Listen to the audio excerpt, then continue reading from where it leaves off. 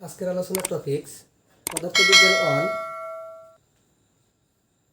তৃতীয় অধ্যায় গতি এবং গতির সমীকরণ। গতি এবং গতির সমীকরণ এই অধ্যায়ের আজকে গাণিতিক সমস্যাগুলি নিয়ে আলোচনা করব। তো এখানে এই গতি এবং গতির সমীকরণ এই অধ্যায়ের উদাহরণ 1 নম্বর একটা অঙ্ক আছে। সেই অঙ্কটা হলো সরল রেখায় চলে কোনো একটি বস্তু প্রথম 4 সেকেন্ডে 160 মিটার এবং পরবর্তী 4 সেকেন্ডে 320 মিটার দূরত্ব অতিক্রম করে। বস্তুটি সমত্বরণ ধরে আদিবেগ ও ত্বরণ নির্ণয় করো। আদিবেগ ও ত্বরণ নির্ণয় করো। জিনিসটা হচ্ছে কি, যে একটা বস্তু ধরে নিলাম, একটা বস্তু সরল রেখায় চলতেছে। এই বস্তুটা প্রথম 4 সেকেন্ডে, মনে করলাম যে প্রথম 4 সেকেন্ডে বস্তুটা এখান থেকে কি এই পয়েন্টে গেল। কয় সেকেন্ড? প্রথম 4 সেকেন্ডে। প্রথম 4 সেকেন্ডে কত, এই টোটালটা কত হলো? 160 মিটার পথ অতিক্রম করলো। এই পয়েন্ট থেকে একটা আদিবেগ নিয়ে যাচ্ছে মনে করো। এই বস্তুটা ইউ আদিবেগ নিয়ে 4 সেকেন্ডে 160 মিটার পথ অতিক্রম করলো। এখন বলছি এবং পরবর্তী মানে এখান থেকে পরবর্তীতে 4 সেকেন্ডে, মনে করলো পরবর্তীতে 4 সেকেন্ডে আরো 4 সেকেন্ডে কতটুকু পথ অতিক্রম করেছে? 320 মিটার। অর্থাৎ ধরে নিলাম 4 সেকেন্ডে এতটুকু গেছে। কতটুকু? 320 মিটার। 320 মিটার পথ অতিক্রম করেছে। বস্তুটি সমত্বরণ ধরে আদিবেগ ও ত্বরণ নির্ণয় করতে বলছে। আমি ধরে নিলাম এই বস্তুটা ইউ আদিবেগ নিয়ে, প্রথমে ইউ আদিবেগ নিয়ে 4 সেকেন্ডে একটা ত্বরণে গেছে। ধরলাম কি সেটা এফ ত্বরণে। 4 সেকেন্ডে কত গেছে? 160 মিটার। এবং পরবর্তী 4 সেকেন্ডে এই আদিবেগ নিয়ে পরবর্তী 4 সেকেন্ডে 320 মিটার পথ অতিক্রম করছে। তাহলে এই বস্তুটা যে চলার সময় একটা আদিবেগ নিয়ে চলছে, একটা ত্বরণে চলছে। এই আদিবেগ এবং ত্বরণটাই চাইছে আর কি। হ্যাঁ, তাহলে আমি ধরে নেব যে মনে করি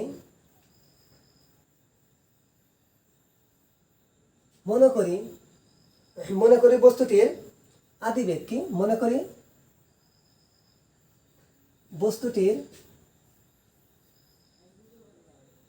আদিবেগ ধরে নিলাম ইউ। কি ধরে নিলাম? ইউ। বস্তুটির আদিবেগ ইউ এবং ত্বরণ ধরে নিলাম এফ।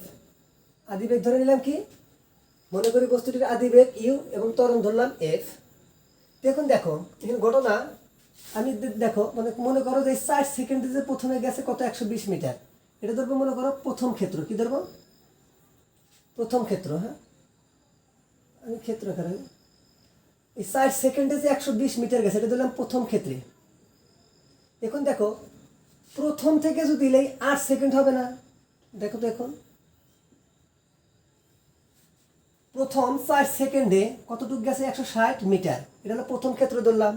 এবং প্রথম 4 সেকেন্ড আর এই 4 সেকেন্ড মিলে কত হলো? 8 সেকেন্ড। এটা ধরবো কি দ্বিতীয় ক্ষেত্রে। তাহলে দ্বিতীয় ক্ষেত্রে টাইম হবে কত? 4 এবং 4 কত? 8। টোটাল দূরত্ব হবে কি? 160 এবং 320, তার কত হলো? 480। তাহলে কি আমি লিখতে পারি প্রথম ক্ষেত্রে, আমি আবারও বলছি যে এখন দেখো প্রথমে যে প্রথম 4 সেকেন্ডে গেছে কত? 160 মিটার। এটা ধরবো কি প্রথম ক্ষেত্র। এখন দেখো আরও কত? 4 সেকেন্ডে গেছে। তাহলে প্রথম থেকে 4 এবং 4 কত? 8 সেকেন্ডে। 8 সেকেন্ডে তাহলে মোট দূরত্ব হবে কত? 160 এবং 320। টোটাল হবে কিন্তু কত? 480। এটা দ্বিতীয় ক্ষেত্রে 480 মিটার পথ অতিক্রম করবে প্রথম থেকে। সময় লাগবে কত? 4 4 8 সেকেন্ড। তো প্রথম ক্ষেত্রে আমরা সবসময় দূরত্ব নির্ণয়ের ক্ষেত্রে সূত্রের ক্ষেত্রে মানে জানি কি সূত্র? S equal to ut plus half f t square. হ্যাঁ, আমরা এইসব অঙ্ক করার ক্ষেত্রে এই একটা সূত্র ইউজ করবো। হ্যাঁ, s equal to ut plus half f t square. প্রথম ক্ষেত্রে আমি ধরলাম s equal to ut plus half f t square. দেখুন দেখো প্রথম ক্ষেত্রে যে এই এসটা কি দূরত্ব কতটুকু গেছে? 160 মিটার। তাহলে এস এর জায়গায় আমরা লিখতে পারি কত? 160 মিটার। ইউ রাখলাম। টি প্রথম ক্ষেত্রে সময় লাগছে কত? 4 সেকেন্ড। কত? 4 সেকেন্ড। তাহলে গুণন কত? 4 প্লাস হাফ এফ গুণন টি প্রথম কত 4 সেকেন্ড, তাহলে 4 স্কোয়ার, তাহলে দেখ কত হয় 160 4u প্লাস দেখো 4 কত হয় 16, 4 জিনিসটা এরকম হয় দেখো হাফ গুণন এফ গুণন কত 4 তাহলে এই 2 দ্বারা 16কে কাটলে কত হয় 8, তাহলে আমি একবারে লিখতে পারি যে এই 16 দ্বারা 2 দ্বারাকে ভাগ করছি 16কে, তাহলে কত হয় 8, তাহলে 8f লেখা যায়। এই জিনিসটা কিন্তু এইভাবে লেখা যায় যে 8f, আচ্ছা দেখো 4u plus 8f equal to কত 160 বই আমাদেরকে মানে একটা সমীকরণ হিসাবে যোগ বিয়োগ করছে, আমরা যোগ বিয়োগ করবো না কি। হ্যাঁ, তাহলে এখন দেখো এই লাইন যে কথা এই লাইন একই কথা, তাহলে এখান থেকে দেখো 4 কমন যায়, 4 কমন গেলে কি থাকে এখানে ইউ প্লাস 4 যেহেতু কমন নিচ্ছে এখানে থাকে ইউ, আর 8কে 4 দ্বারা ভাগ করলে কত হয় 2f ইকুয়াল টু কত 160।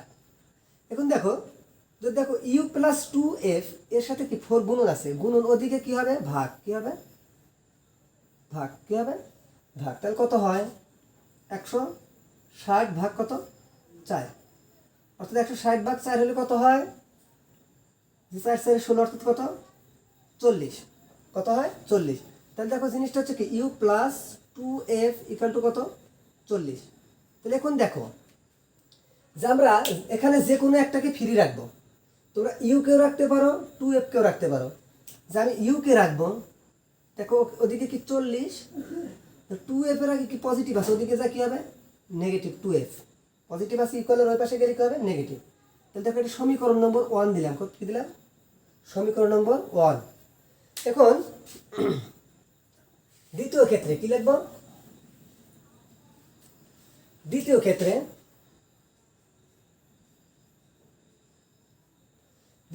দেখো দ্বিতীয় ক্ষেত্রে আমি এই সূত্রটা লিখবো s equal to ut plus half ft square.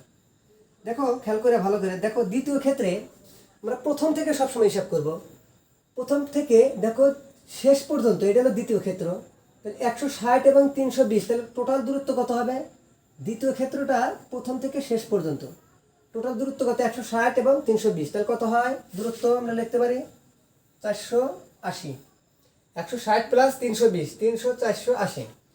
আচ্ছা ইউ গুণন যেহেতু প্রথম থেকে শেষ পর্যন্ত হিসাব, প্রথমে ছিল 4 সেকেন্ড, এখন এখানে কত 4 সেকেন্ড, 4 কত হয় 8 সেকেন্ড, টির কত হবে 8 প্লাস হাফ এফ, টির মান তাহলে কত হবে এখন 8, তারপর স্কোয়ার, তাহলে এখন দেখো 480 8u প্লাস, এখন দেখো এখানে কি আছে যে হাফ এফ গুণন 8টা কত হবে 8 এর উপর স্কোয়ার দেওয়া মানে 64, এই 2 দ্বারা যদি 64 কে কাটি তাহলে কত হয় 32, তাহলে কি থাকে 32f, তাহলে আমি একবার লিখতে পারি কত 32f।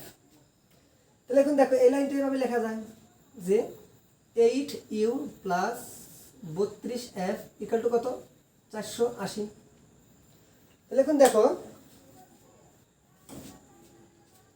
এখানে 8 কমন নেওয়া যায়, কি কমন নেওয়া যায় 8 কমন নিলে তাহলে কি থাকে ইউ প্লাস এই 8 দ্বারা যদি 32কে ভাগ করি তাহলে কত হয় 4 8টা 32, তাহলে কত হয় 4f। 8 কমন নিলে কি থাকে ইউ প্লাস এই 32 8 দ্বারা কি 32কে ভাগ দিলে কত হয় 4, অর্থাৎ 32কে কি 8 দ্বারা ভাগ করবো, হ্যাঁ তাহলে কত হবে 4 8টা 32, তাহলে 4f ইকুয়াল টু কত 480। তাহলে দেখো ইউ প্লাস 4f এর সাথে কত 8 গুণন আছে, ওদিকে পার করে দিলে কত হবে ভাগ হবে আর কি। হ্যাঁ এই জিনিসটা আমি এখানে লিখবো, দেখো ইউ প্লাস 4f 480 ভাগ কত 8, তাহলে এখন দেখো you plus 4f equal to কত হয় 8, তাহলে কত 6 টা 48, তাহলে 8 নেক্সট 6 টা 48, হ্যাঁ তাহলে কত হয় 6 দ্বারা, তাহলে কত হয় 60। তাহলে এখন দেখো এর মান কত আসলো আমাদের 60। তাহলে এখন আমরা ডাইরেক্ট এখানে মান বসাবো,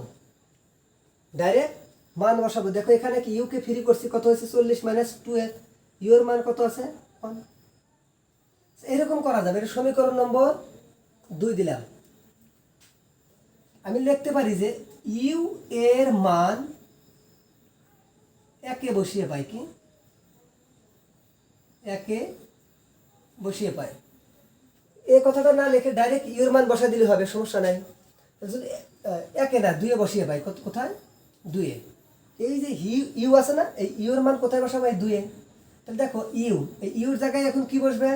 40 মাইনাস 2f প্লাস এই প্লাস 4f ইকাল টু কত? 60। দেখো আমি আবার বলি, এই যে ইউ এর মান কোথায় বসাইছি? এই 2 নম্বর সমীকরণে। 2 নম্বর সমীকরণে বসাইছি, তাহলে ইউর জায়গায় কি হবে? এখন দেখো তো 40 মাইনাস 2f বসাইছি, এই প্লাস 4f ইকাল টু কত? 60। তাহলে এখন দেখো এই 40, এই যে দেখো মাইনাস 2f এবং প্লাস 4f আছে, এই জিনিসটা এইভাবে লেখা যায় যে 4f মাইনাস 2f, তাহলে কত হয়? 2f। অর্থাৎ মাইনাস 2f প্লাস 4f থাকবে কত? 2f। তাহলে কত থাকে? প্লাস 2f ইকাল টু কত? 60। তাহলে এখন দেখো 2f ইকাল টু, দেখো 40-এর আগে পজিটিভ আছে, ওদিকে নিয়ে গেলে কি হবে? নেগেটিভ। কি হবে? নেগেটিভ।